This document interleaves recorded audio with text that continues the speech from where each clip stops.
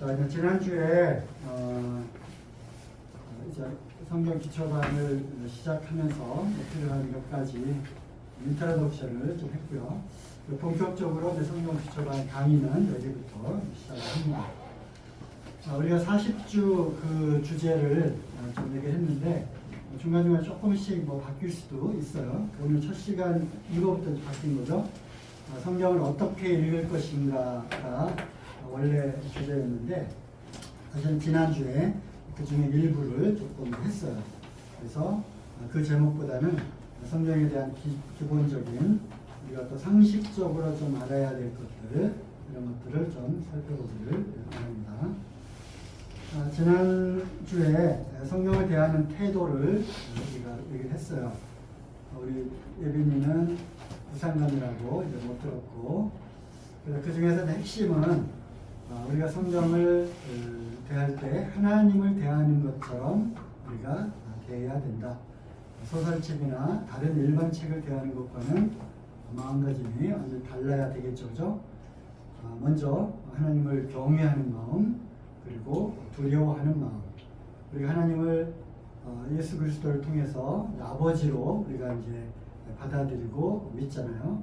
그래서 아버지 하면 느껴지는 뭔가 그 편안함도 있지만 또 아버지로서 갖는 어떤 권위, 존경심 그러한 것들이 있어요. 그래서 그것을 성경에는 이제 영어로는 fear라고 되어 있고 두려움 이렇게 번역을 했는데 사실은 경외를 하다 보면 그 존경심이 너무 이렇게 경외나 외경이나 뒤집은 같은데 그러다 보면은 이제 그 앞에서 두려운 그런 마음으로 있는 거예요.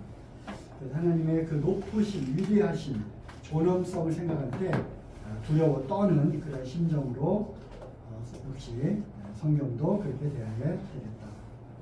또 그냥 듣고 잃어버리는 것이 아니라 믿고 순종해야 되겠다. 그리고 믿어지지 않는다 할지라도 내 이해의 범위, 또 내 상식의 범위를 넘어갔기 때문에 그것이 이해가 안 가는 것이지 하나님의 수준에서는 그것이 사실이고 불가능한 일이 없는 거예요. 그죠? 그래서 하나님이시니까 당연히 그 정도는 하실 수 있다라고 하는 무에서 유를 창조하실 수 있는 하나님, 또 세상 만물을 창조하신 그 하나님, 또 이 세상의 주인으로 모든 것들을 운영하고 운행하시는 그 하나님이라면 비록 내가 그 시간에는 말씀이 잘 이해가 가지 않고 납득이 가지 않는다 할지라도 하나님의 말씀이니까 일단 신뢰하자, 믿어보자라고 적극적인 마음으로 말씀을 대해야 되고, 그렇기 때문에 믿고 순종하는 것이 우리 목적이고요. 그 다음에 단순한 지식의 책이 아니라 생명의 양식으로 받아들여야 된다, 이런 얘기를 했어요. 우리가 매일매일 꼬박꼬박 빠지지 않고 밥을 먹듯이 또 에너지를 음식을 통해서 섭취하지 않으면 우리가 힘을 잃는 것처럼 영의 사람들은 영의 양식을 먹어야 되는 거예요. 그 영의 양식을 섭취하는 것은 바로 하나님 말씀밖에 없어요. 내가 하늘로부터 내려온 양식, 생명의 떡이라고 말씀하셨으니까 그 떡을 우리가 먹어야 되는 거죠. 영의 떡을 먹는 것. 그것이 바로 성경 말씀을 보는 거예요. 그리고 읽는 것이고, 그리고 듣는 것이고, 또 성경 말씀을 기반으로 해서 함께 교제하는 거예요. 그런 가운데 우리가 영적으로 이제 성장을 하게 되는 거죠. 나는 왜 영적으로 믿음이 약하고 왜 영적으로 힘이 없지? 그런 100%예요. 100%. 영의 어떤 그러한 공급을 받는 그 라인, 영의 그 호흡을 받지 못하기 때문에 우리가 영적인 힘을 잃게 되는 거거든요. 그래서 내가 왜 연약하지? 내가 영적으로 담대하게 살지 못하지? 하는 그 원인은 하나님의 말씀을 내가 소홀히 하고 등한히 했다. 그러니까 기도 생활, 이런 영적인 생활에 내가 등한히 했다라고 보는 것이 맞는 거죠. 베레아 사람들은 온전히 준비된 마음으로 데살로니가 사람들보다 훨씬 더 신사적이어서 그렇게 표현됐다고 그랬죠.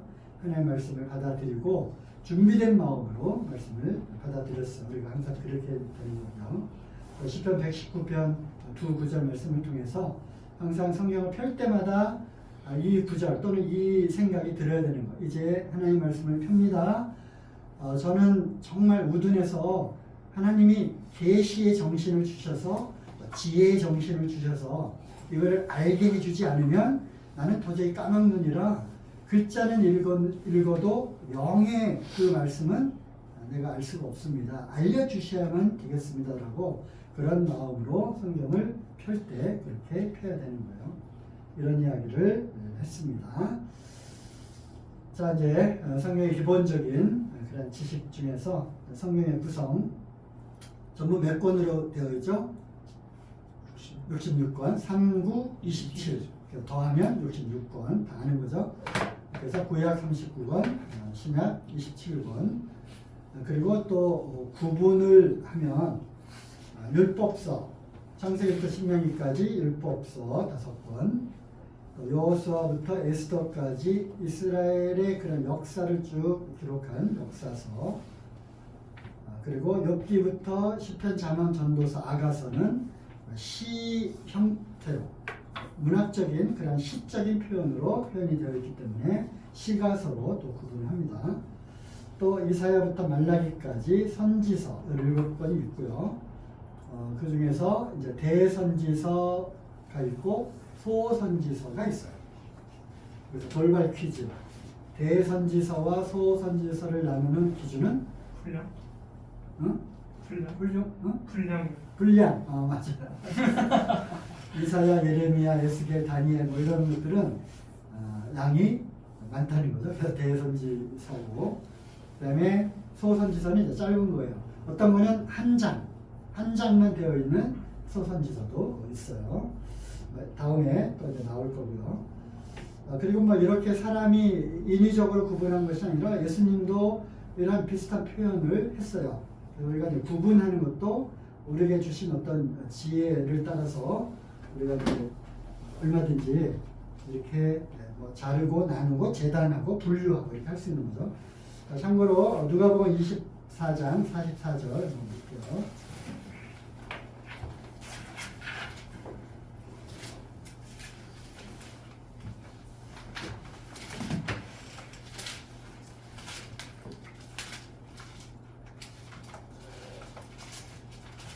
또 이르시되 내가 너희와 함께 있을 때 너희에게 말한 바 곧 모세의 율법과 선지자의 글과 시편에 나를 가리켜 기록된 모든 것이 이루어져야 하리라 한 말이 이것이다.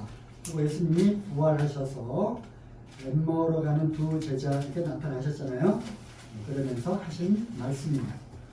참 성경을 더디 믿는 그런 자들이여 하면서 내가 너에게 그렇게 얘기를 했는데 아직도 깨닫지 못하느냐 라면서 말씀을 해주신 것 가운데 모세 율법, 여기서 말한다면 율법도 5권이죠. 토라라고 그러죠. 토라. 모세의 토라 5권. 그 다음에 선지자의 글, 우리는 이것을 선지서라고 구분한 거고요. 그 다음에 시편의 나를 가리켜, 시편, 시가서를 대표하는 거예요. 그래서 예수님도 율법서, 또 선지서, 또 시가서 이렇게 구분해서 말씀을 하신 것을 통해서 우리가 구약도 여러 가지 5종류의 형태로 구분할 수 있겠다 한 거고요. 신약은 잘 알죠. 복음서 4개 복음서가 있고 사도행전, 역사서, 서신서, 로마서에서부터 유다서까지, 예언서, 요한계시록 이렇게 구분이 되어 있어요. 우리가 이제 다음에 또 살펴보겠지만 서신서 21권 중에서 누가 가장 많이 썼죠? 사도 바울이 많이 썼죠. 바울이 쓴 서신서가 무려 13권 또는 14권. 그러니까 서신서의 많은 부분을 사도 바울이 썼다는 것입니다. 우리가 신약의 개론할 때 또 다시 살펴보겠습니다. 성경을 기록한 거는 모세 때부터 기록이 되었겠죠. 그래서 모세를 통해서 이제 창세기부터 모세 오경이라고 하는 5권의 성경이 모세 시대 때 이제 기록이 된 거고요. 그리고 계시록까지 박모섬에 유배된 이제 요한을 통해서 이제 받아 적으라고 했잖아요. 내가 본 것을 이제 기록하라. 그리고 7 교회 사자들에게 편지하라. 그래서 이제 사도 요한까지 무려 1600년 동안 성경이 기록이 된 거예요. 66권의 성경이. 기록한 사람들은 이스라엘의 이제 영적인 지도자들이죠. 모세, 여호수아, 사무엘, 느헤미야. 이런 사람들은 지도자급이었잖아요. 사무엘은 사사고 느헤미야는 아주 높은 관직의 그런 총독이었죠. 또 왕도 있죠. 다윗, 솔로몬, 선지자 이사야, 예레미야, 에스겔, 다니엘, 호세아, 요엘, 아모스 등 선지자들이고요. 또 제사장, 선지자들하고 제사장하고 좀 다르죠. 그죠? 제사장들은 실제로 성막 또는 성전에서 제사를 드렸던 그런 사람들이고, 레위족들이죠. 예레미야, 에스겔. 예수님 당시에 12 사도들 또 제자들 있었고, 그들 12 사도에는 속하지 않았지만 예수님과 또 제자들로부터 말씀을 들었던 그런 사람들, 그 중에 누가가 있잖아. 누가는 12 사도가 아니잖아. 그러면서 누가복음하고 사도행전이라고 하는 방대한 양의 데오빌로 각하여 하면서 그 어떤 총독에게 쓴 개인적인 편지죠. 그 누가복음과 이어지는 누가복음 2에 해당되는 사도행전을 통해서 교회가 어떻게 형성되고 또 교회 그 사도들을 통해서 어떻게 복음이 전해지는지 우리가 알 수 있게 된 거죠. 요한, 그 중에서도 예수님의 동생으로서의 요한도 있었죠. 고라 자손, 또 아삽 이런 사람들은 평민이었는데, 어쨌든 다양한 계층의 다양한 사람들이 무려 1600년에 걸쳐서 이렇게 기록을 한 거다. 그 당시 그 사람들은 이런 것이 나중에 다 집대성 돼가지고 성경이라고 하는 걸로 다 합쳐질 거다 생각하고 썼겠어요? 아니죠. 하나님의 말씀이 임해서 기록하라. 영감에 의해서 기록된, 그리고 두루마리에다가 써놨겠죠. 옛날 성경은 다 두루마리였으니까 거기에다가 이제 기록을 한 거죠. 시기와 저자는 달라도 일관된 주제와 흐름이 있다. 왜 그럴까요? 우리가 말씀을 우리가 지난주에 찾아봤죠. 모든 성경은 무엇으로 된 거예요? 하나님의 감동으로 된 것으로. 감동, 영어로는 인스피레이션인데 우리가 이제 헬라어 그 원어로 보면 어떤 하나님의 숨결, 호흡, 또 영감 이런 뜻이 있어요. 그래서 또 조금 단어 의미는 다르지만 이 하나님의 숨결이라고 하는 이 표현이 아주 중요한 그런 단어로 창세기부터 쭉 이렇게 되어 있어요. 어디에 하나님의 숨결이라고 하는 히브리어 단어가 나오냐면 창세기 어디에 나올까요? 1절. 그죠? 아담을 만들고 흙으로 사람을 빚어서 거기에 무엇을 불어넣었다고 했어요? 생기. 그 생기. 그 루아흐라고 하는 그런 히브리어인데 하나님의 생기, 그게 바로 호흡. 하나님의 숨결을 불어넣는 거예요. 그래서 사람이 이제 living soul, 살아있는 혼이 되었다라고 표현이 되어 있는데, 바로 그 단어의가 신약에서는 어디로 연결되냐면 니고데모가 찾아왔잖아요. 예수님에게. 사람이 무엇으로? 사람이 어떻게 하늘나라를 갈 수 있겠는가 물어보잖아요. 그러니까 예수님 뭐라고 그랬어요? 거듭나지 아니하면 하늘나라를 볼 수 없다. 그래서 물과 성령으로 거듭난 그런 얘기를 해주면서 바람이 임의로 불매 이렇게 표현했잖아요.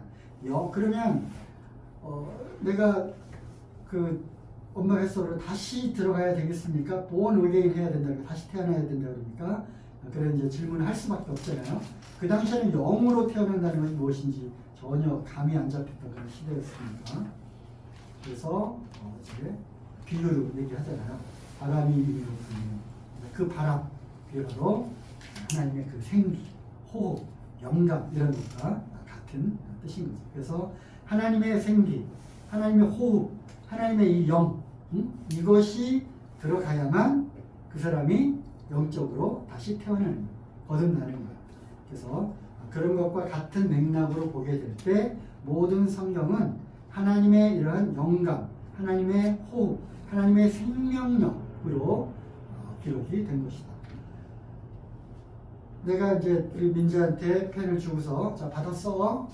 그래서 이제 막 얘기하는 거를 쓰는 거야. 맥스웰 방정식 있잖아.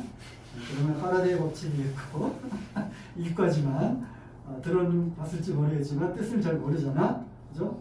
그지만 어쨌든 받아 적으라고 했으니까 맥스웰 방정식 4개 안에는 파라데이 법칙도 있고 암페어의 법칙도 있고 그렇게 쓰는 거야. 암페어가 누군지 파라데이 누군지 모르지만 받아 적으라 했으니까 적는 거죠. 그죠?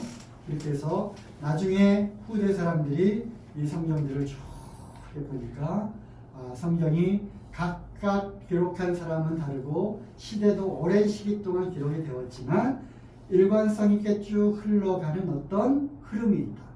그리고 그 속에 담겨있는 이 주제와 내용은 뭔가 통일성이 있구나 라고 생각을 하는 거죠.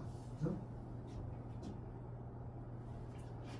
자, 기록된 언어는 구약 성경은 히브리어, 그리고 신약 성경은 헬라어로 기록이 되었어요. 그런데 구약 성경에도 다니엘서와 에스라서에는 아람어로 쓰여져 있는데 일부분이 아람이라고 하는 그거는 시리아를 우리 단어로 아람이라고 이렇게 바꾼 거예요. 옛날에 우리는 프랑스라고 하지만 한자로 바꾸면 뭐가 되죠? 불란서 했던 것처럼 또 우리가 아메리카, 미국을 쌀 미자를 써서 이렇게 또 표현하잖아. 그런 것처럼 그다음에 유럽을 구라파 이렇게 하잖아요. 그런 것처럼 시리아를 아람이라고 하는 그런 나라 이름으로 번역을 했는데 영어 성경은 시리아고 지금 오늘날의 그 이스라엘 위에 있는 나라가 시리아예요. 우리가 이제 성경 지도도 쭉 근동 지방의 지도도 함께 볼 텐데 이스라엘 주변에 있는 여러 나라들 우리가 좀 알 필요가 있는 거예요. 성경에 대한 이해가 더 쉽기 때문에. 그런데 이 아람어는 시리아인데 특히 구약 성경 또는 신약 성경의 몇 단어에 아람어로 기록이 되어 있는데 거기에 기록된 아람어는 고대 시리아 언어예요. 그리고 이거는 히브리어와 비슷한 셈족 언어인데 그러니까 우리나라 사람들은 일본말을 이렇게 조금 다른 영어나 서양 언어보다 일본말이나 또 몽골말이나 이렇게 우랄 알타이어 계통의 그 언어들은 조금 배우는데 익숙하잖아요. 그런 것처럼 비슷한 그러한 유형의 언어들은 배우기가 쉽고 통용되는 비슷한 단어들이 또 있잖아요. 그죠? 노아의 세 자손, 세 아들이 있었지? 누구죠? 셈, 함, 야벳 있잖아요. 순서는 잘 모르겠는데 잘 몰라서 모르는 것이 아니라 좀 뭐 이렇게 다르게 하는 것도 있어요. 어쨌든 셈, 함, 야벳인데 그 셈, 노아가 이제 방주에서 나와서 셈의 후예가 이러니라 또 야벳의 후예가 이러니라 쭉 계보가 나오잖아요. 거기에 셈의 그 자손들 중에 아람이 있고 이렇게 여러 나라들이 있는 거예요.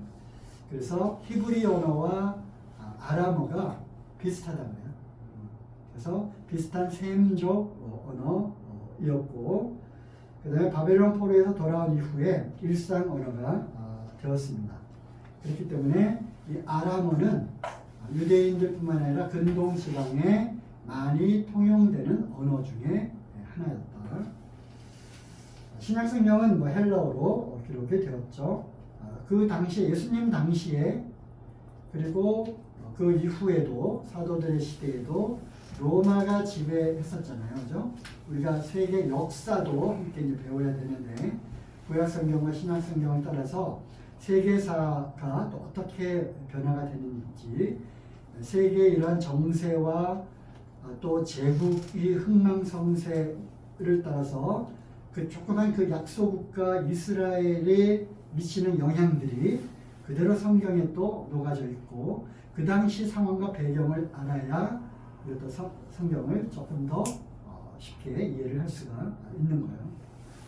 그런데 우리가 이제 중요한 큰 역사적으로 볼 때 큰 전환점이 있다면, 이스라엘이 망하고 북이스라엘 망하고 그것이 교훈이 되었음에도 불구하고 남유다가 깨닫지 못하고 또 악을 행했을 때 하나님이 남유다도 망하게 하잖아요. 그리고 결국은 이제 바벨론으로 포로로 잡혀가게 되는데, 무려 70년 동안 바벨론에서 포로로 잡혀있게 되잖아요. 그러면서 거기에서 바벨론의 언어를 막 배우고 그러다 보니까 우리나라도 일제강점기 36년 또는 을사늑약을 맺은 이후는 이제 40년, 그래서 이제 40년으로 이제 보는데, 역사책에서 36년으로 배웠지만 40년 동안 일본 사람들이 식민 통치를 하면서 제일 먼저 말살한 것이 언어, 그죠? 그 다음에 이름, 배명, 거기서 또 이거지 뭐지? 전황을 향해서 저라고 뭐 이러한, 그래서 언어와 문화와 풍습과 이런 것들을 일본식으로 다 이렇게 바꾸려고 하는 것이 40년 동안 있었는데, 이것이 40년이 아니라 70년을 계속 진행이 됐다면 그래도 우리 민족 정신은 많이 약화되고 많이 잊어버렸을 거예요. 그런 것처럼 바벨론에서 70년 동안 포로로 잡혀있는 동안에 우리가 다니엘서에서도 봤잖아. 거기서 아주 그 왕족들, 귀족들, 또 소년들을 데려다가 왕궁에서 가르치고 바벨론의 풍습과 학문을 가르쳤다고 되어 있잖아. 그죠? 그래서 이제 그들을 통해서 바벨론화 시키고, 그랬을 때 식민지인 이스라엘을 더 잘 통치를 할 수 있기 때문에 그들로 하여금 통치하도록 그러한 전략들이 있었던 그런 상황에서, 바벨론에서 그들이 유대인들의 그런 풍습과 문화와 이런 것들을 지켜내기가 상당히 어려웠을 거다. 저는 그런 생각을 하게 되죠. 그래서 바벨론에서 많은 그런 이방 풍속들을 또 많이 배우고 가져왔다는 그런 것을 우리가 또 상식적으로 생각을 할 수가 있을 거예요. 그래서 바벨론 포로 이전과 이후가 아주 중요한 역사적인 전환점이 되고요. 세계사를 배웠는지 모르겠지만 세계사에서도 바벨론 유수 또는 바벨론 포수라고 우리도 고등학교 때 배웠거든요. 바벨론으로 이스라엘이 망하고 포로로 잡혀간 것은 세계사에서도 아주 중요한 그러한 어떤 전환점 시기였다고 이렇게 말을 하고 있습니다. 어쨌든 얘기가 이제 많이 길어졌는데, 그래서 로마가 지배하고 있었음에도 불구하고 로마 이전에 알렉산더 대왕 들어봤죠? 알렉산더에 의해서 그리스가 이제 그 일대를 통치하면서 그리스 헬라 제국이 이제 완성이 되는데, 이것도 성경 다니엘서에 예언이 되어 있어요. 그 알렉산더 대왕이 젊은 나이에 이제 패권을 갖고 나라를 정복해 나가는 과정, 그리고 정복된 나라에 그리스라고 하는 그 당시 지중해를 주름 잡고 있었던 아주 발달한 문명이 있었어요. 그게 그리스 문명이잖아요. 그 문명이 아주 꽃을 피고 철학, 학문, 언어 이런 것들이 급속도로 쫙 퍼져 나가게 되었어요. 다른 어떤 제국보다도 짧은 기간밖에는 통치하지 못하고 죽었지만, 그리고 알렉산더 대왕이 죽은 다음에 4명의 장수에 의해서 4개의 큰 나라들로 이제 분열이 되었지만, 그 그리스 헬라라고 하죠. 헬라가 퍼뜨렸던 그 영향력 하에 있었던 문화는 지금까지도 영향을 받고 있어요. 그래서 서양 문화에 영향을 끼친 두 두 영향력 있는 그 이즘, 그 철학과 종교와 사고 체제가 두 가지가 있죠. 하나는 헬레니즘, 또 하나는 헤브라이즘. 두 개. 세계사, 세계 문화를 배우면 헬레니즘과 헤브라이즘, 이것이 서양 문명의 두 개의 중요한 축이에요. 그래서 신약 성경은 당시 로마의 지배하에 있었다 할지라도 헬라 망한 그 이전에 망한 헬레니즘 영향을 계속 받고 있었기 때문에 헬라어로 성경이 기록이 되었다. 그리고 이제 헬라어는 굉장히 다양한 표현이 있어요. 헬라어는 잘 모르지만 그리스 문자 이 알파벳이 물리 수학에 많이 나와요. 알파, 베타, 감마, 시그마, 그죠? 데이터, 또 뭐야, 타우, 입실론, 오메가, 그지? 이게 많이 나오잖아. 파이, 이런 것들이 다 이제 그리스 문화에서 나온 거잖아요. 왜 이런 얘기를 하지? 헬레니즘. 네, 어쨌든 그래서 헬라어는 다양한 단어에도 다양한 뜻과 또 뭐 우리가 말하는 뭐 복수, 단수, 우리는 과거, 현재, 미래형이 있고 영어에는 분사형도 또 있잖아요. 우리 말에는 없는.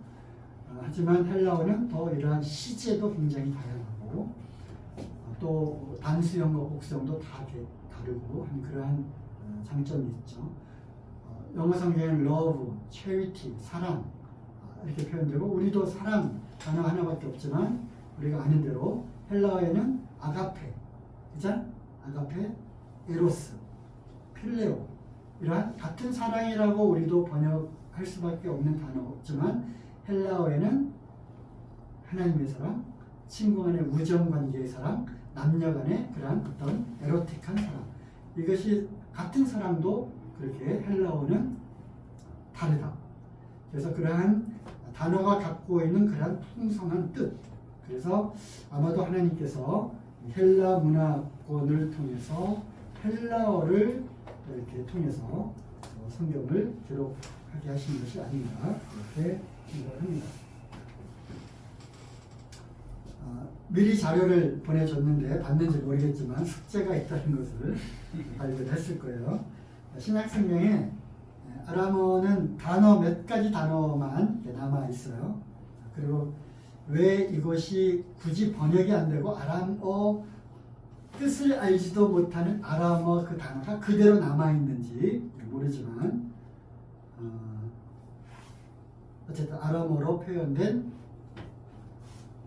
단어가 있고 영어 성경에도 이 아람어 그대로 표현이 되어 있고 한글 번역에도 그 단어 소리 나는 대로 그대로 적었단 말이에요. 그죠? 그리고 대표적인 4개를 찾아서 나한테 개인적으로 카톡을 보내주시기 바랍니다. 출석 점수, 또 숙제 점수, 퀴즈 점수 해가지고 상반기 1명, 하반기 1명 해서 장학금을 스타벅스 장학금을 주도록 하겠습니다. 혹시 찾아온 사람 있어요? 맨 앞에 거 하나. 오늘 큐티에 들어가 있는 뜻인데 마가복음 5장 따라 명령하니 일어나. 그게 뭐야? 한글로 뜻만 알아. 아람어로. 소녀야 일어나라. 네. Little girl, rise up.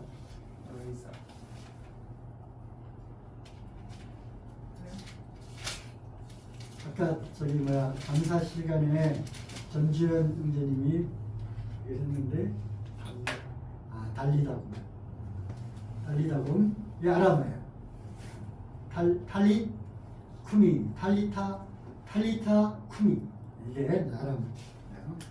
하나는 찾았고 나머지 한번 찾아보기 바랍니다. 재밌어요. 다음에 정경 즉 66권의 오늘날 이 성경이 언제 완성이 되었는가, 그리고 이 정경 말고 그러면 다른 사람들이 하나님에 대해서, 예수 그리스도에 대해서, 또 기독교에 대해서 기록한 편지나 그런 글들은 없는가? 있어요. 없는 게 아니라 오히려 어마어마하게 방대한 양의 그런 글들이 있습니다. 그럼에도 불구하고 이 66권만을 우리가 정경이라고 한 거에는 다 이유가 있다는 거죠. 정경이라고 하는 뜻은 척도, 규범, 표준을 뜻하는 건데, 결국 교회가 그 신앙과 진리의 표준으로 삼는 경전을 의미합니다. 물론 이제 뭐 다른 종교에도 경전이 있잖아요. 그것처럼 결국 기독교의 경전이 뭐냐? 성경이다 했을 때, 성경 그럼 66권만 성경이냐? 그렇다. 이것만이 정경이다 표현하는 이 정경. 그래서 신앙의 그런 표준이 되는 그런 경전을 정경이라고 한다. 정경의 권위에 미치지 못하는 외경이라고 하는 것도 있고요.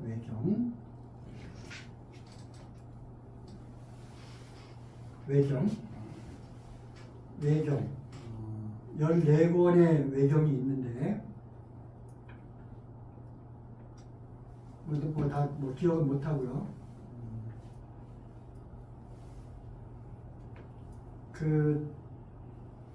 혹시 수요 성경교실이라고 책 봤어요? 수요 성경교실. 내가 2007년도인가 2009년도인가 수요일날 1년 동안 매주 1시간씩 성경을 가르쳤어요. 거기에 이제 여기 나와 있는 이런 내용부터 시작해가지고 조금 했는데, 그거를 갖고 이제 책을 만든 것이 교회 도서관에 꽂혀 있어요. 수요 성경교실. 거기 이렇게 열어보면 이 내용이 있어요. 외경도 있고 위경. 어떤 책들이 외경인가 위경인가 있는데, 하나 예를 들어보면 야살의 책이라고 혹시 들어봤어? 야살의 책. 야살의 책. 야살. 자, 여호수아 10장 13절 찾아봐요.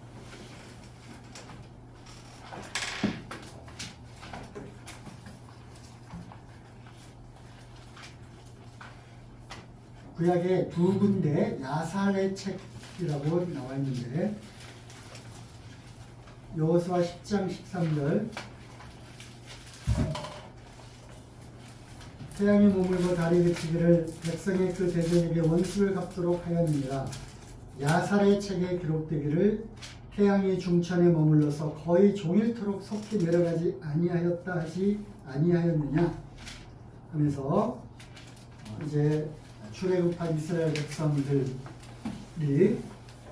그 쫓아온 아모리 족속들을 이제 전쟁하는 그런 장면에서 여호수아가 명령을 합니다. 태양아 멈추어라, 달아 멈추어라. 그래서 기브온 골짜기에서 달이 멈추어진, 태양이 멈추어진 사건이 있었어요. 근데 그런 장면을 좀 얘기를 하면서 야살의 책에 기록되기를 태양이 중천에 머물러서 거의 종일토록 내려가지 아니하였느냐 하지 아니하였느냐. 그래서 야살의 책이라고 하는 책이 있었다는 얘기죠. 외경 중에 하나예요. 그 다음에 사무엘하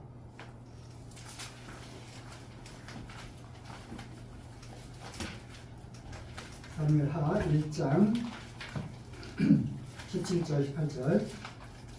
다윗이 이 슬픈 노래로 사울과 그 아들 요나단을 조상하고, 사울과 요나단이 이제 죽었어요. 그래서 다윗이 너무나 슬퍼서 가서 이제 조문을 합니다. 그리고 명령을 합니다. 그것을 유다 족속에게 가르치라 하였으니 곧 활 노래라.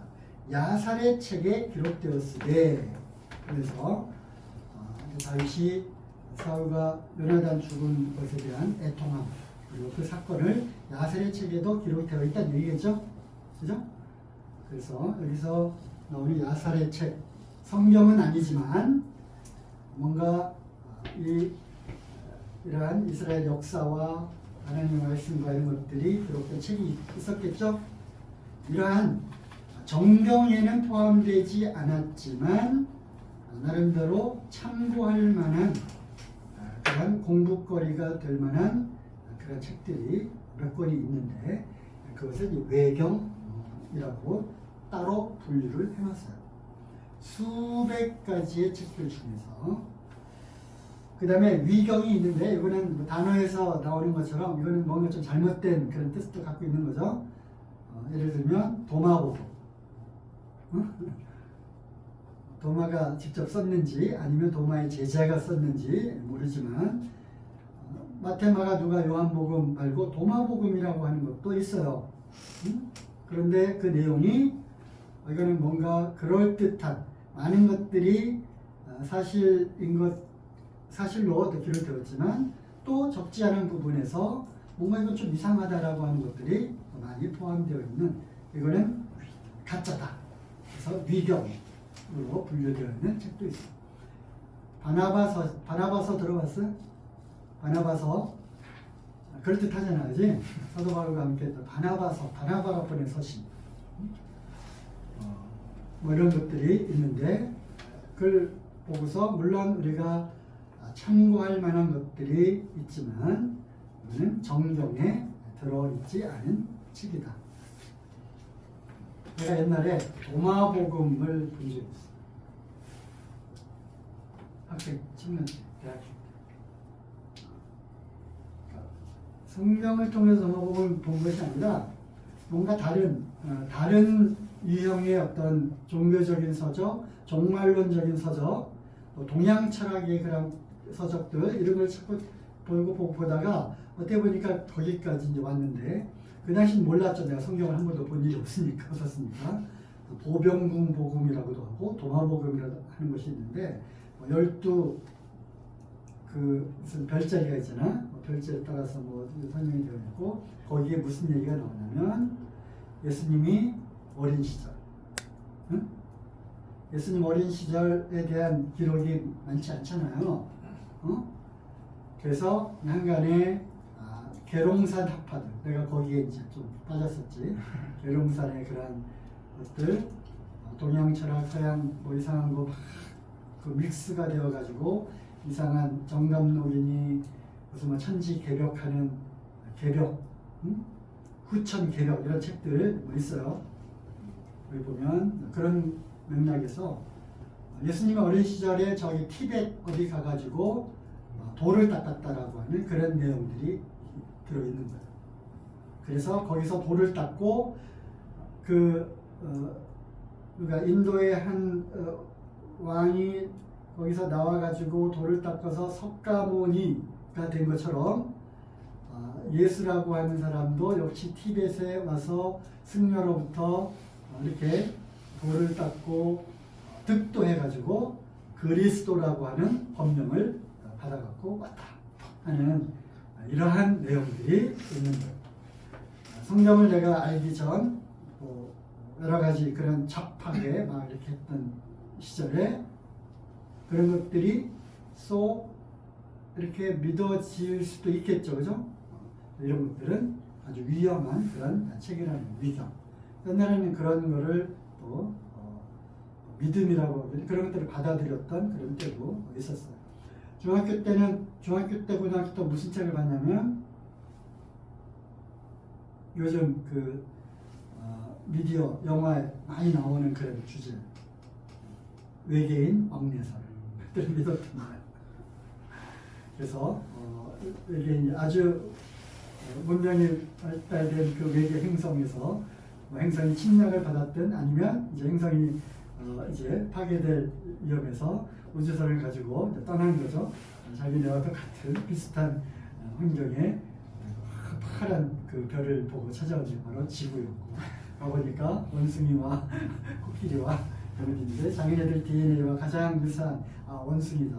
그래가지고 유전학적으로 생물학적으로 그들을 이제 변화시켜가지고 사람이 되었다라고 합니다. 그다음 외계인 왕녀사 이런 다양한 사단이 믿지 못하도록 그리스도의 그 하나님의 그 영광의 광채를 가리는 이런 것들을 쫙 뿌리고 지나간 그 흔적들이 그렇게 많이 남아 있는 거예요. 그래서 성경 이외에 66권 정경 이외에 다른 것들은 특별히 외경 요 정도는 우리가 참고로 해서 조금 공부하는 사람들은 볼 필요가 있지만 그 외의 책들은 우리가 일고의 가치가 볼 가치가 없는 거예요. 물론 성경 비판 또는 비평, 성경을 더 심도 있게 디펜스하고 또 그런 사람들을 설득하고 이해시키려면 적을 알아야 되잖아요. 그래서 연구하고 그 문제점들을 이렇게 또 공부하는 용도로는 볼 수는 있겠지만, 그래서 어쨌든 그런 외경이나 위경도 있습니다. 구약 성경은 율법서는 BC 400년경에 원래 히브리인들이 토라, 모세오경을 갖고 있었죠. 또 선지서는 BC 300에서 200년경, 포로 이전, 포로 이후. 그다음에 다른 성문서는 BC 160에서 105년경으로 정경으로 채택이 되었습니다. BC 3세기에는 히브리어로 되어 있는 이 구약 성경들을 헬라어로 번역을 했는데, 그 당시 알렉산드리아라고 하는 아프리카 북부에 있는 아주 큰, 옛날에 근동의 그 큰 그 성도 로마, 안디옥, 알렉산드리아 이런 아주 그 핵심적인 그런 도시들이 있어요. 오늘날 뉴욕, 런던, 파리 뭐 이런 식으로. 그래서 특별히 알렉산드리아는 그 이름이 어디에서 나온 거야? 알렉산더, 헬레니즘 거기서 나온 거잖아. 알렉산더 대왕이 쭉 가면서 곳곳마다 정복하고 그 도시 이름을, 자기 이름을 딴 그 도시를 건설하는 거잖아. 그리고 도서관을 세우고 많은 철학자들을 통해서 또 이러한 종교나 뭐 이런 것들을 쭉 이렇게 퍼뜨리고, 그때 히브리어로 되어 있는 이 유대인들이 갖고 있는 그들이 갖고 있는 그 책, 우리가 말하는 구약 성경이잖아. 그것을 헬라어로 번역해서 헬라가 통치하는 그 전역에 그 당시 유대인들만 갖고 있었던 구약 성경이 헬라어로 번역되어 가지고 헬라 전역에 퍼지게 되었어요. 그래서 이 70인역은 이 성경 번역상 굉장히 중요한 위치를 차지하는 거예요. 물론 70인역 70명이 번역했으니까 70인역인데 이것의 영적인 그러한 그 권위나 이런 거는 70인역은 많이 영적인 권위를 잃어버렸지만 70인역이 갖고 있는 그런 영향력은 굉장히 컸다는 거죠. 컸어요. 그래서 곳곳에 헬라어를 사용하는 그 영역에 히브리어 성경이 구약 성경 또한 읽혀지게 되었다는 거죠. 그래서 페르시아에서도 성경을 연구하는 사람들이 많이 있었겠죠. 그렇죠? 그들이 성경을 연구하다가 구약을 연구하다가잖아. 그렇죠? 히브리어로 되어 있는 것이 헬라어로 번역이 되어 있는 그 책들이잖아요.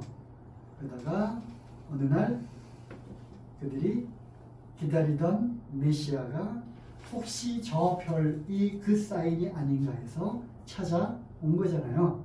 동방의 박사들. 네, 이런 것들이 이렇게 성경의 번역과도 또 성경이 헬라어로 번역돼서 퍼져나간 거하고도 무관치 않다라고 생각을 하는 거예요.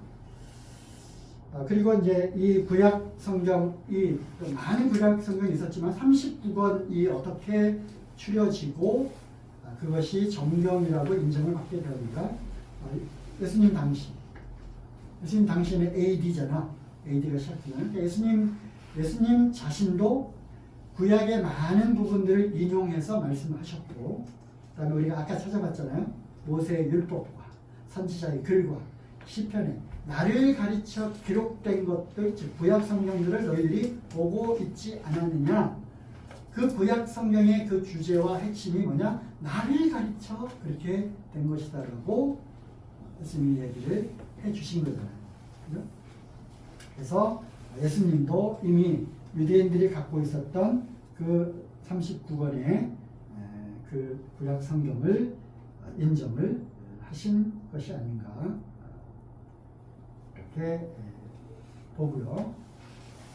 또 사도 바울의 서신서, 또 많은 그런 로마서나 이런 그 복음적인 그런 서신 글들에 이사야의 글, 시편의 글, 많은 선지자의 그런 글들이 거기에 인용이 된 걸로 보아서 이미 유대인들에 의해서 인정된 것들이 있었단 말이죠. 이거는 아니다. 이거는 아니다. 우리가 모세 오경 플러스 다윗과 솔로몬에서 쓰여진 시편들, 또 여러 선지자들, 이렇게, 그리고 다른 예를 들어서 시편의 아삽의 시 있잖아요, 그죠? 아삽의 글도 있어요. 아삽의 편지도 있고. 이거는 아니다. 이렇게 해서 취할 것 취하고 버릴 것 버려진 그것을 비로소 AD 90년에 정경으로 확정을 했고요.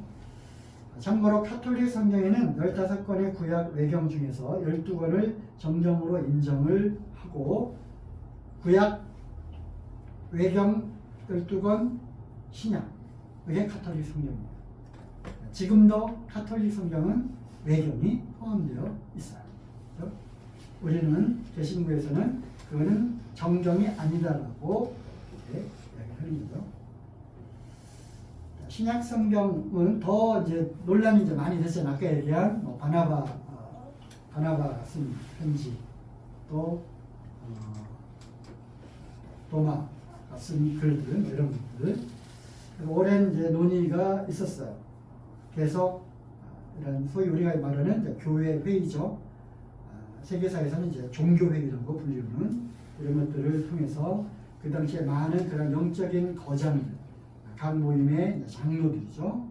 사도의 제자들, 또 그 제자의 제자들에 의해서 교회들이 다스려지고 있었던 그런 상황에서 이제 회의가 열리고, 최종적으로 AD 397년 카르타고 회의에서 최종적으로 27것, 이것만을 우리는 정경으로 인정함으로 결정을 하게 된 거죠.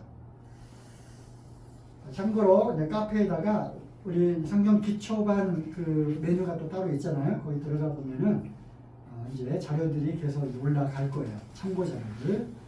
거기에서 참고를 하면 되고요. 오늘 내가 한 성경의 정경화 과정, 우리가 성경 기초반이니까 그냥 주르륵 훑어갈 수밖에 없는데,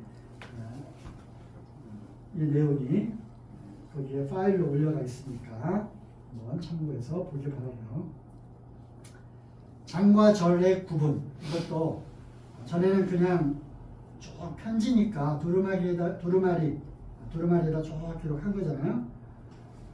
하지만 어느 정도 구분은 조금 되어 있었겠죠, 그죠? 구분만 되어 있고 어떤 단위별로 이렇게 되어 있었지, 거기다 어떤 숫자를 써가면서 몇 장 몇 절 이렇게 표기하지는 않았죠.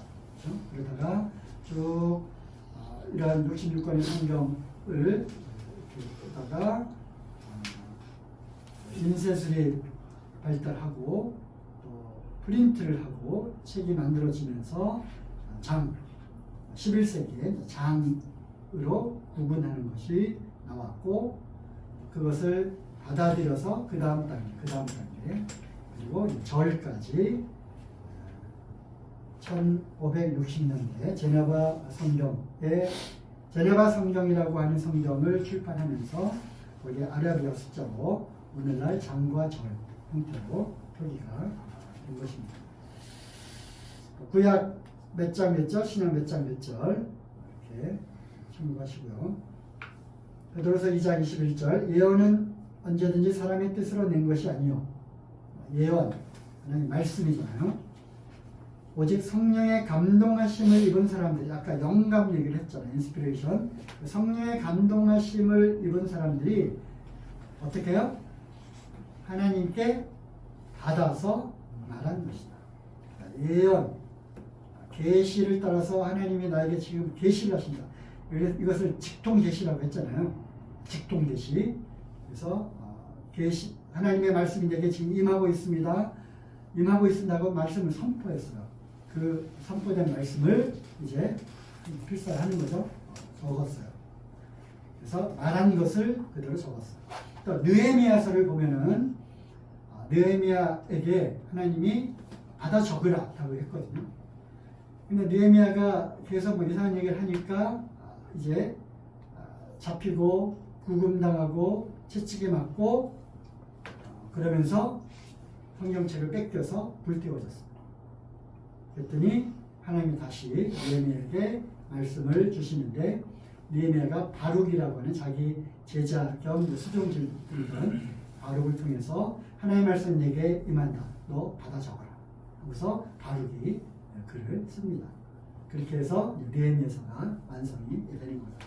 이런 식으로 계시를 성령의 감동을 받은 사람들이 하나님의 계시를 받아서 직접 쓰거나 말한 것을 받아 적은 것이다.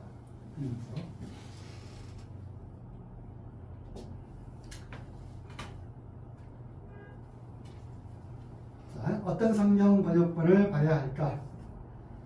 영어는 킹제임스 성경을 봐야 합니다. 왜냐하면 정통성 있는 본문, 구약은 전통 마소라 히브리어 본문을 채택을 한 거고요. 마소라 본문도 또 몇 종류가 있는데 그래서 전통 마소라 신약은 그리스어 공인 본문 텍스투스 리셉투스라고 하는 TR 공인 본문인데 그것이 가장 권위 있고 가장 오리지널 성경은 있어요 없어요? 두루마기 지금 남아있어요 없어요? 다 훼손되고 없잖아요. 일부 발견된 나이 가서 찢어지고 한 그 두루마리가 발견되긴 하지만 그것도 다 사본이란 말이에요. 필사하고 4번으로 쭉 이어져 온 그 중에서도 다른 나라 언어로 하나씩 번역이 됐잖아요. 그죠? 어떤 거를 기준으로 해서 그걸 가지고 번역을 했는지 그리고 단어 하나하나 틀림없이 자기가 번역하는 사람들이 이해는 가지 않아도 여기는 이렇게 이런 단어를 써서 이렇게 번역했으니까 이 언어로는 이것을 그대로 1:1로 매칭해서 똑같이 번역을 했어. 번역해 놓고 나도 정확한 뜻은 잘 모르지만 어쨌든 그러하니까 그렇게 번역을 한 거. 그뿐만 아니라 어떤 사람들은 이거는 그대로 번역하면 사람들이 알아듣지 못할 테니까 뜻은 그러니까 단어는 조금 다른 걸 바꾸더라도 내용이 바뀌지 않으면 되지 않느냐. 그래서 약간 내용 위주로 번역한 거. 그 다음에 의역한 거. 쉬운 단어로 바꿔 쓴 거. 이런 다양한 번역본들이 이렇게 등장을 하게 되었죠. 우리도 한자가 너무 많고 요즘 젊은 사람들은 잘 모르는 단어들이 많으니까 다른 쉬운 성경을 읽어야 되겠다. 그래서 그거를 보는 경향도 있잖아요. 물론 어렸을 때는 그렇게 해서 성경 전체를 쭉 이해하는 데 도움이 되기도 하겠지만 나이가 들고 성인이 돼서 이제 알아들을만 하면 그리고 모르는 단어나 개념이 나오면 찾아가면서 하나 찾아가면서 배우면 되잖아요. 그죠? 그렇게 해서 오늘날 쉬운 성경으로 의역된 그런 성경보다는 오리지널 성경을 보는 것이 좋겠다. 킹제임스 성경에는 없음이 없다. 자, 사도행전 8장 37절 보겠습니다.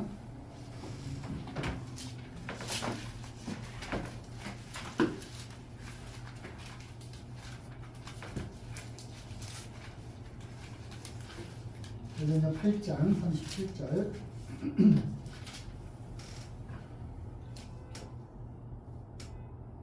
뭐라 되어 있어요?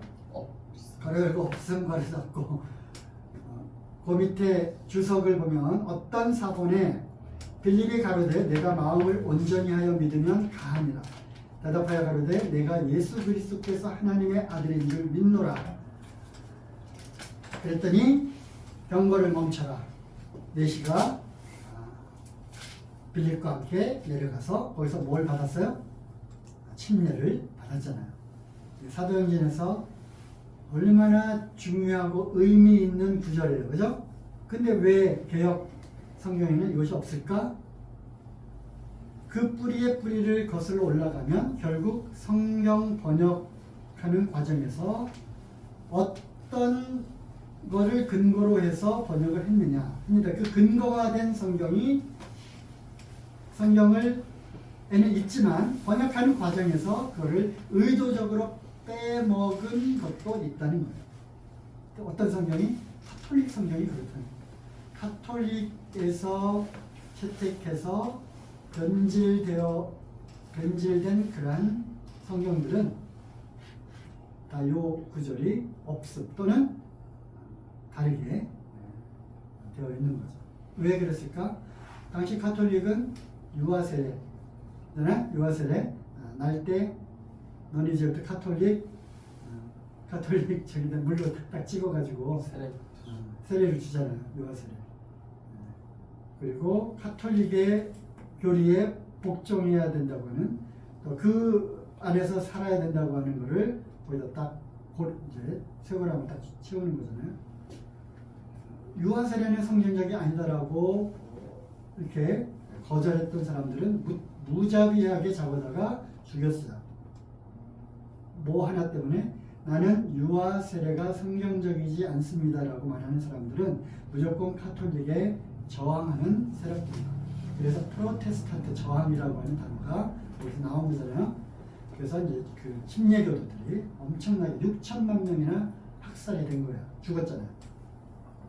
바로 이것 때문에 유아세례를 거절하는 거예요. 그러니 당연히 자기의 그 신앙을 고백하고 예수 그리스도께서 하나님의 아들인 줄을 믿노라라고 하는 그 고백을 하면 누구든지 왜? 침례를 베푸는데 아무런 거리낌이 없노라라고 했던 이 내시의 이 행동은 그 카톨릭 성경에는 지워버리고 싶은 가장 핵심적인 구절이 되는 거잖아요.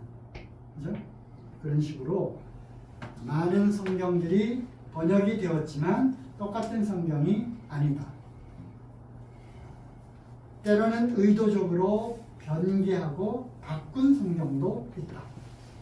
짧은 시간에 이 성경 번역에 대해서 이것만 해도 우리가 몇 시간을 할애해서 배워야 되는데 어쨌든 간단하게 결론을 말하면 그래도 킹 제임스 성경이 탄생하기까지 그 과정 이 동영상도 있고요. 책자도 나와 있어요. 내가 성경 기초반 자료집에 올려놨어요.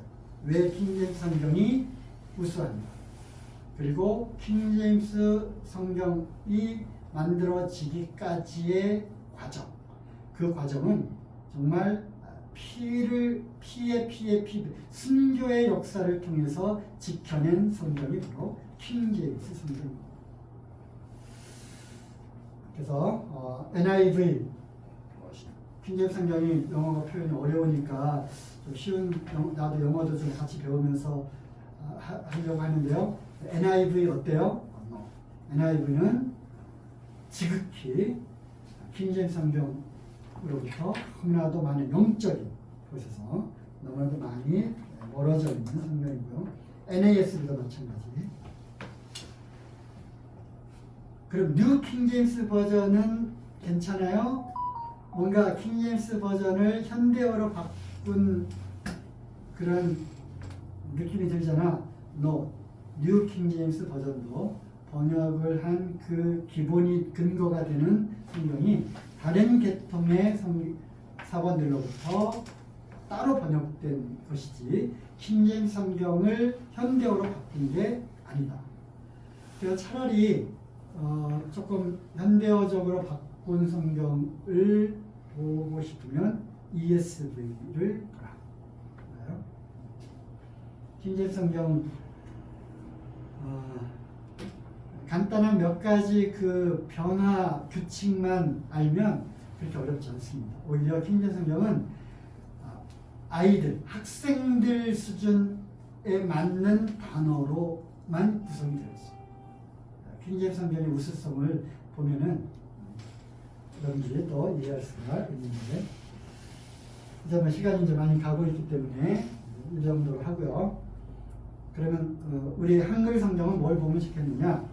한글 성경의 그 역사가 쭉 있는데, 한글 성경 맨 위에 있는 그 한글 성경 보면은 사실은 중국어 성경에서 번역이 된 거고, 그 다음에 쪽 성경 하나부터 누가복음 하나 번역이 된 거고, 그 다음에 신약이 번역되고, 그러면서 이제 영어권 그 선교사들 언더우드 아펜젤러에서 제일 먼저 선교사들이 하는 일은 그 나라 언어를 배우고 그 나라 언어로 되어 있는 성경을 만드는 것이 가장 급선무였잖아요, 그죠?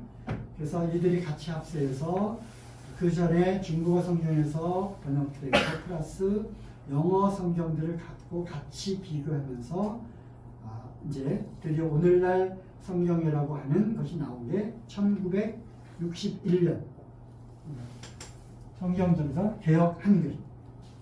그거를 지금 우리가 쓰고 있는 거죠.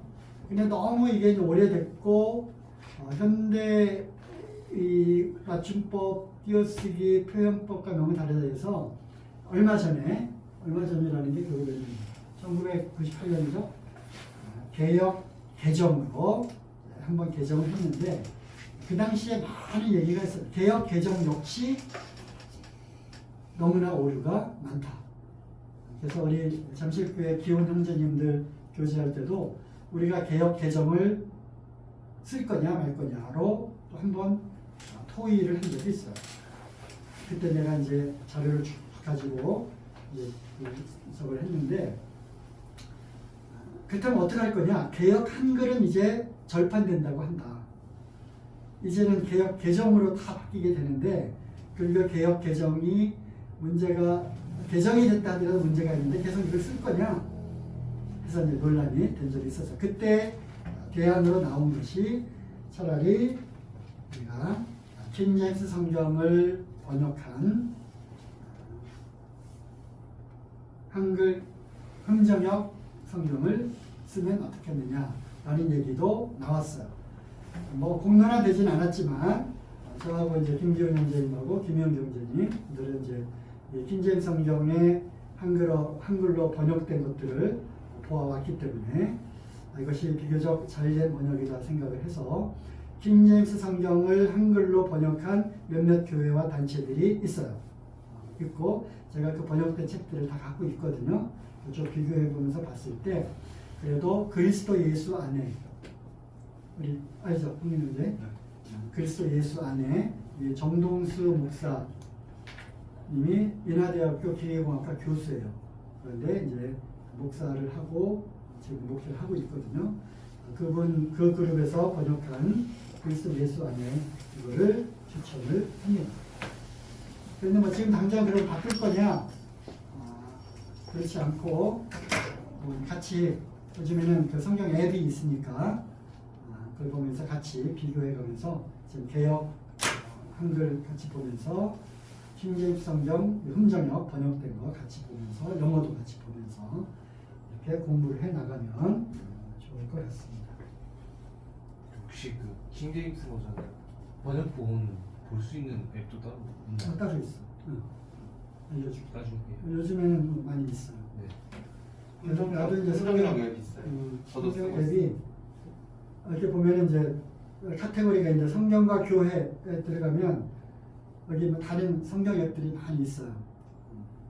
그래서 다번역 성경 찬송, 다번역 성경 찬송도 있고, 킹 제임스 흥장협이라고 하는 것도 있고, 이게 제일 좋던데 현장. 그래서 같이 정보를 같이 공유하면 좋겠고요. 그래서 어떤 거는 뭐 다른 번역본을 그러니까 이 앱은 요거 공동 번역으로, 이 앱은 이거 공동 번역을 해서, 왜냐면 번역이 2개밖에 안 되니까. 네, 그 참고 성경 기초반에 올려놓은 참고 자료 이렇게 보면은 이런 내용들이 있으니까 시간 내서 꼭 한번 보기 바라고요. 킹제임스 흥장협 성경은 에라스무스, 틴데일 다 화형당해서 죽었어요. 성경을 번역했다고 하는 이유로. 이 당시는 카톨릭이 꽉 잡고 있었던 그런 시대였기 때문에 오직 성경을 가르칠 수 있는 자격과 권위는 사제들만 있다. 그래서 평민들이 성경 소지하는 것, 그거는 금지 문서였어요. 그 정도로. 그런데 거기에다 대고 성경을 독일어로, 영어로 번역을 했으니까 화형감이잖아요. 화형당했고요. 그래서 이 뿌리를 갖고 또 마르틴 루터 독일어 번역, 이것이 기본이 돼가지고 킹제임스 성경이 탄생을 한 거고요. 이거는 이제 변질된 웨스트코트하고 호르트라고 하는 아주 유명한 그런 이제 박사급 학자가 있었는데, 이 사람이 이제 그리스어 본문을 이제 번역을 했고, 이걸 가지고 이걸 근거로 해서 번역된 영어 성경들이 쭉쭉쭉 나오게 된 건데, 우리가 잘 알고 있는 영어 성경들이잖아요. 이 자체가 잘못되었다는 거죠. 이 자체가. 그래서 그 책자에 보면은 9,000 몇백 군데 잘못 번역이 되었다. 그래서 이제 잘못된 번역들을 갖고 이것을 헬라어 원본을 가지고 헬라어 사본을 갖고 영어로 번역한 거다라고 한 요 헬라어 사본 자체가 이 사람들에 의해서 잘못 채택된 그런 성경이다. 개역 성경에 삭제된 구절들 많이 있죠. 그런데 킹제임스 성경은 그게 그대로 다만 이거 하나만 보더라도 킹제임스 성경은 어쨌든 오리지널에 가까운 그 뿌리를 갖고 있다는 것입니다. 자, 뭐 시간이 가서 구약 성경 개요는 이제 다음 시간에 하도록 하고, 오늘은 이제 성경의 일단 기본 구성, 정적, 그다음에 성경 번역 이런 부분들을 살펴보았습니다. 기도하고 마칠게요.